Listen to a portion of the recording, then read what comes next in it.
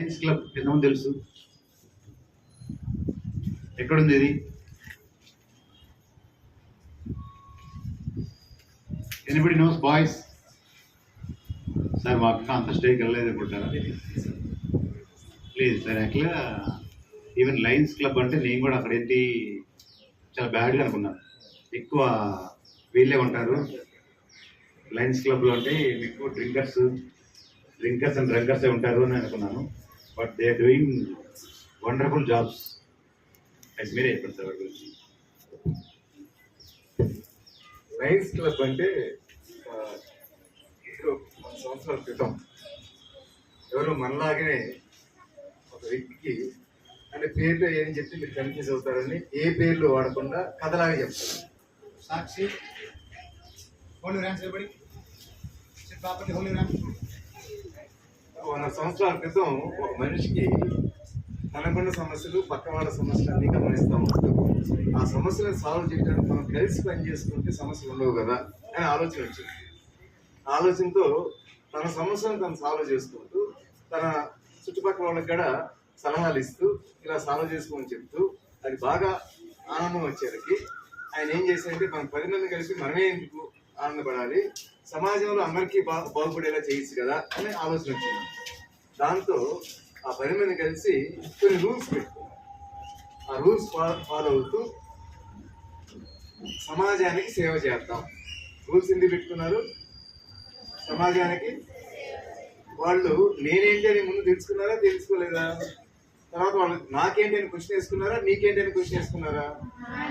నాకేంటి అనుకోవాలి, నీకేంటి, సమాజానికి ఏంటి, నేను ఏంటో తెలుసుకుంది, నేనేంటో తెలుసుకున్న తర్వాత నీకేంటి, నీకు నేనేం చేయగలను అనేదాన్ని సర్వీస్ అంటారు. దాన్ని ఏమంటున్నారు? సర్వీస్. అలా సర్వీస్ చేద్దామని రూల్స్ ఫ్రేమ్ చేసుకొని ఆ రూల్స్తో ఫాలో అవుతూ సర్వీస్ చేయడం స్టార్ట్ చేశాను. అలా నేను వచ్చి ఇట్లా చెప్పాను, మీకు బాగా ఆనందం వచ్చింది. గౌరవిస్తారా ఎవరా? 10 మందికి చెప్తారా చెప్పరా? అలా ఆ 10 మందికి తెలిసిన తర్వాత వీళ్ళేదో మంచి పని చేస్తున్నారంటే మనం కూడా ఎందుకు చేయకూడదు అని ఆలోచన వస్తా రాదా? అట్లా వచ్చిన వాళ్ళందరూ కలిసి చేయాలనుకుంటారా లేదా? అలా ఇది స్టార్ట్ అయింది అమెరికా. ఎక్కడ స్టార్ట్ అయింది? ఇప్పుడు 200 కంట్రీల్లో ఈ సర్వీస్ ఎక్కడ ఏం చేస్తున్నారు? ప్రపంచం మొత్తం చేస్తున్నారు. అర్థమవుతుందని? ప్రపంచం మొత్తం చేస్తారు. ఎలా చేస్తారు? ఆ రూల్స్ ఉన్నాయి, ఫాలో అవ్వాలనుకునే వాళ్ళు. ఇప్పుడు నేను వచ్చి మాట్లాడాను, మీరందరూ ఫాలో అవ్వాలనుకున్నారనుకోండి, మీలో మీ స్కూల్కి ఒక క్లబ్ తయారు చేస్తాం, అంటే ఒక క్లబ్ పెట్టుకుని రూల్స్ పెడతాం. ఆ రూల్స్ ఫాలో అవుతున్నారు అనుకోండి, మీరు ఆ రూల్స్ ఫాలో అవుతూ మీరు బాగా చదువుకుంటూ ఇంకో చదివిస్తున్నారు, అదే క్లబ్. దాన్ని లయన్స్ క్లబ్.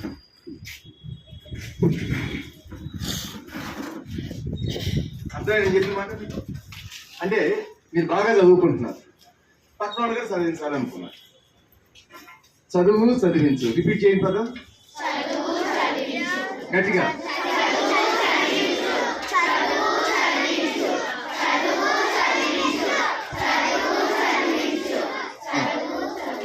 బుద్ధి జ్ఞానం.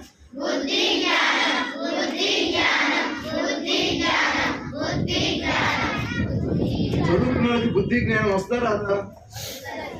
వచ్చిన తర్వాత ఈ చదువు నా సొంతం అనుకుంటాడా, పక్కన వాళ్ళు కూడా షేర్ చేద్దాం అనుకుంటారా? దాన్నే సేవ. దాన్ని ఏమంటాం? సర్వీస్. ఇంగ్లీష్లో ఏమంటాం? వాళ్ళకి మంచి జరుగుతుంది, చెడు జరుగుతుంది. దానివల్ల వాళ్ళు బాగా బతుకుతారా, బతకరా? బతుకుతారు కదా. 2 పదాలు చెప్పాలి. బతుకు, బతికించు.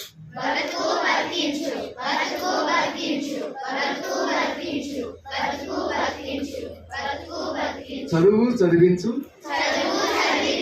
బతుకు, బతికించు. మళ్ళీ చెప్పండి.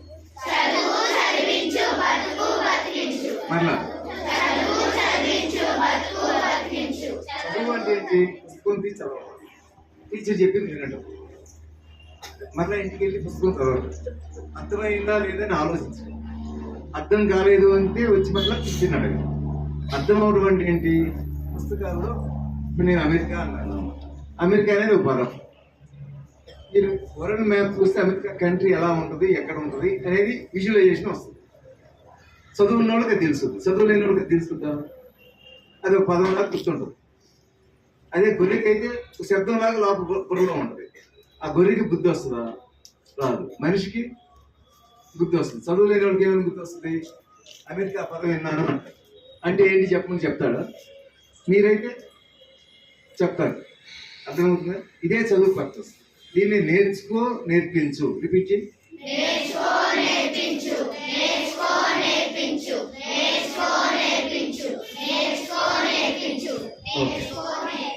ఇంటికి వెళ్ళిన తర్వాత మీ మమ్మీని కర్రీ ఎట్లా చేయాలని అడిగారు అనుకోండి, అబ్బాయిలకైనా అమ్మాయిలకైనా, అబ్బాయికి నువ్వు చేయకూడదు అంటారా, నేర్పిస్తుందా?